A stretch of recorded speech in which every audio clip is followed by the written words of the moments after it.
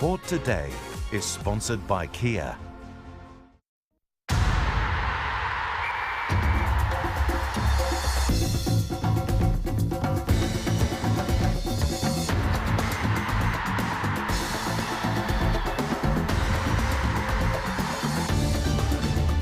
Hello there, I'm Chris Mitchell and this is Sport Today. Coming up on this programme, Novak Djokovic wears down Andy Murray in 4 sets to claim the Australian Open title for the 3rd time in a row.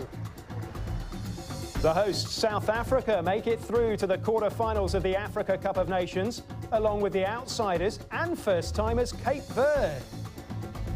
And giants are slain. Liverpool are out, Tottenham are out, Chelsea are held to a draw. The English FA Cup delivers more shocks.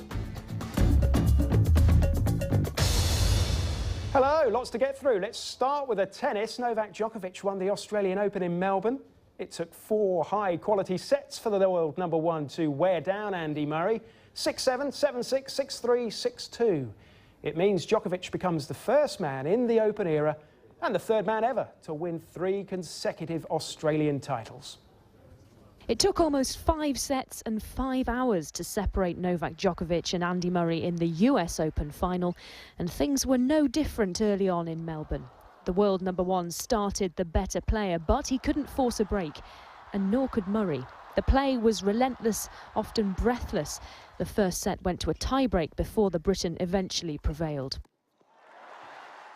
The second set saw Murray play the better tennis. Djokovic didn't even have a break point. Once again, it went with serve before the Serbian forced the Briton into a series of tie-break mistakes to make it 1 set all. After going toe-to-toe for almost 2 hours, the US Open champion's feet were bleeding. The level of play dropped as tiredness became a factor, but there were still moments of magnificence, which even the opposition found time to appreciate. And then a break. Almost 3 hours in, Djokovic finally found a way to get the better of Murray's serve. The defending champion made the most of it, taking the 3rd set 6-3. The momentum was with Djokovic then. He broke Murray twice to take a 4-1 lead, a position from which the Serbian was never going to lose as he wrapped up his 3rd straight Australian Open title. Djokovic, the master of Melbourne once again. Catherine Downs, BBC News. When you play one of your biggest rivals and somebody that is in the top form and finals of a Grand Slam, there is a lot to play for. I think it went 2 hours, 20 minutes, the first 2 sets, so I think that says enough about the intensity of the match, and I kind of expected that. You know, I knew that it's going to be physically very demanding and a lot of long rallies, so I needed to hang in there. I've done that. There was a few, I think, turning points in the match. Maybe one of them was second game of the second set when I was love 40 against the Breeze. He missed a few shots, and I managed to have that crucial hold, and after that I felt just mentally a little bit lighter and more confident on the court than I've done in the first hour or so. Very small differences. You know, the beginning of the second set, I had a few chances to break, didn't get them, and then, you know, I think I was in control of the second set for the most part, but couldn't quite take my chance. And then, you know, 3rd set again was close, and, you know, when Novak had his opportunity, he managed to get one of the break points, and that was really the main difference. You know, not obviously breaking serve, you know, for me is tough because it's normally one of the best parts of my game, but Novak obviously served well, and, you know, both of us did for 3 sets. It was very tight. One of the greats of the game believes that Novak Djokovic and Andy Murray are set to dominate for a few years. Djokovic may win out more often, though. That's according to Boris Becker, because he thinks Djokovic is still improving. I mean, he's been a dominating force in tennis the last 2 years, and it just started off the year where he left it off last year at the O2, winning the ATP finals. And yeah, well, there's a reason he's number 1. You know, it just doesn't happen overnight. He's still only 25 years old. He's hungry for success. As you said, he won 6 Grand Slams, and I think many more to come. I mean, the guy's the one that everybody wants to beat. He physically he's amazing. I mean, some of the stretches he does on the court, you know, they shouldn't be allowed. And tennis-wise, he improved his serve, he's improved his ground stroke. So, you know, even him being number 1 still has room for improvement. Djokovic-Murray is the next, big rivalry already. They've played the last 2 Grand Slams.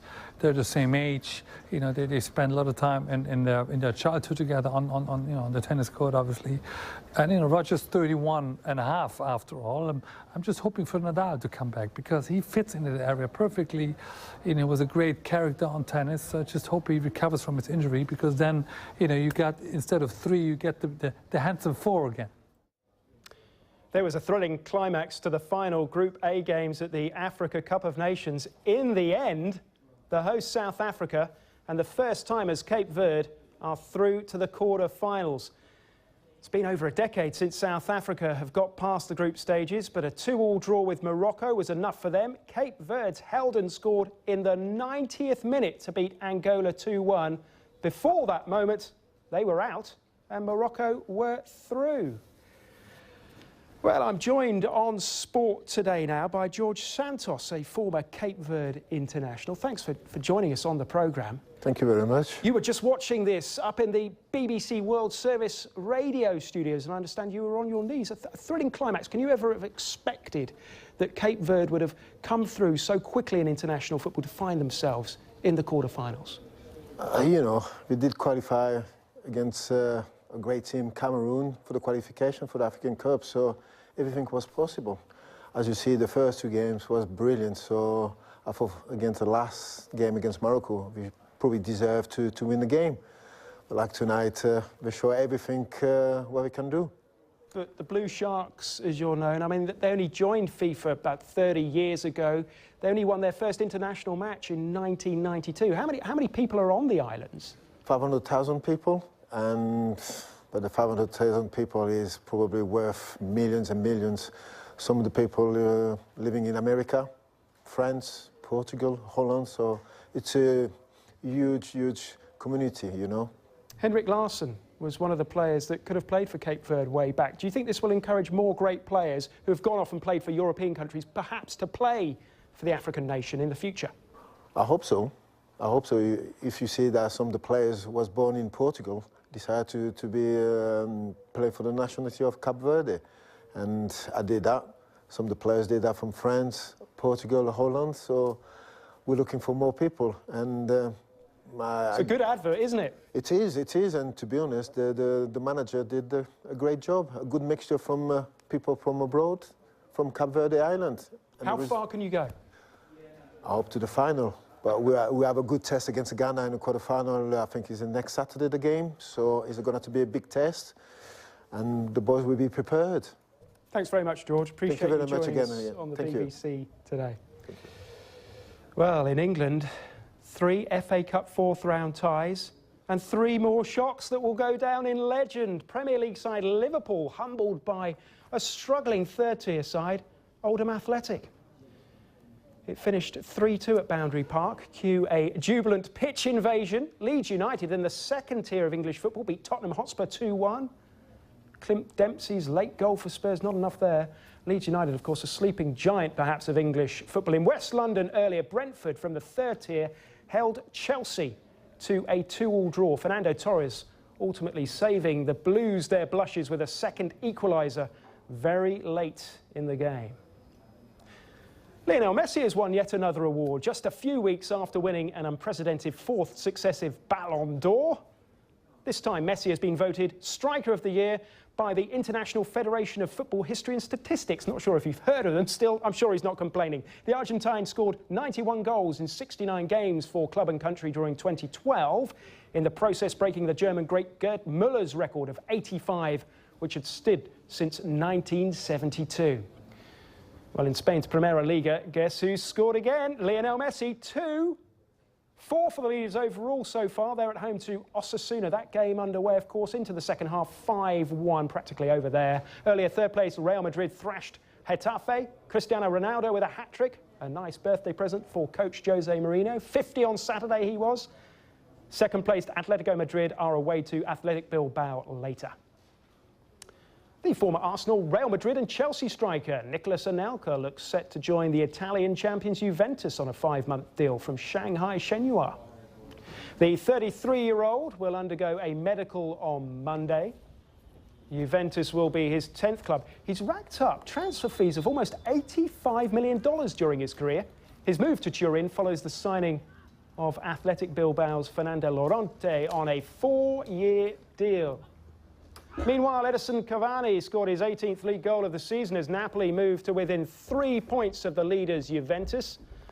Parma losing their unbeaten home record in the process, going down 2-1. A 6-goal thriller in Bologna, 3-3 against Roma there. Milan are up to 5th after their 1-0 win over Atalanta. Sampdoria, look, scored 6 against Pescara. Mauro Icardi scoring 4 of them. Inter in 4th and 10 points off the lead are at home to Torino later. Bayern Munich, they've extended their advantage at the top of the Bundesliga to 11 points. They beat 10-man Stuttgart 2-0. Hamburg won out in that mid-table clash 3-2 over Werder Bremen. To the NBA, and Michael Jordan's Charlotte Bobcats beat the Minnesota Timberwolves by a single point on Saturday to end their 16-game losing streak at home. Jordan didn't look too confident before tip-off. Not surprising, the Bobcats owner last saw his team win on their home court back in November last year. It looked like being another gloomy night as well. Minnesota reining in the 3-point shots. First, J.J. Barrera, and then the Spanish maestro, Ricky Rubio, from downtown. But the Bobcats kept themselves in the hunt. Kemba Walker, that one almost touched the roof, didn't it? 3 points for him there. And then, still 2 points down, with just seconds left in the game, it's frantic. The Bobcats' Gerald Henderson gets the ball after it's collected from the back court. He's got seconds left. Can he get the 3 points they need for the win? He can. Relief for Michael Jordan. It used to be a lot easier for him, didn't it, way back when? So Novak Djokovic defends his Australian Open title for a 3rd time in a row, beating Andy Murray. That's all the sport for now.